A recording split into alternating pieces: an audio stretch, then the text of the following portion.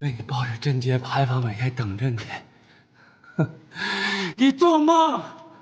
我不喜欢你老婆，要不是你老婆，我连看她一眼我都懒得看她。你给我闭嘴！你不爱乃梦，你爱的是别人，对吗？啊！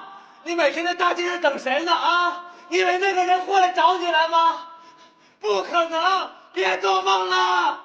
我打死你！来啊！打死我吧！啊！我们俩刚才说的话，乃木就全会听见，我都录下来了。你想想，你老婆怀着你的孩子跟别的男人上过床，她听到这些话会反应怎么样？你的公司，你投标失败了，你什么都不知道，只要你一参与就失败。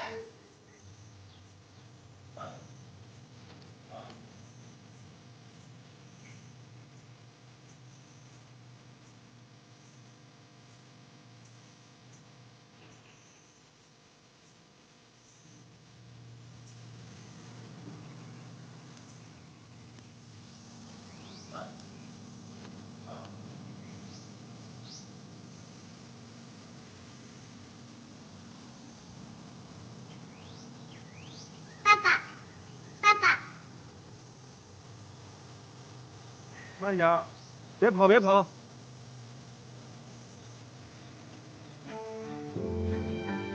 江，怎么会是你？要不是带着孩子玩，今天还真不会碰到你。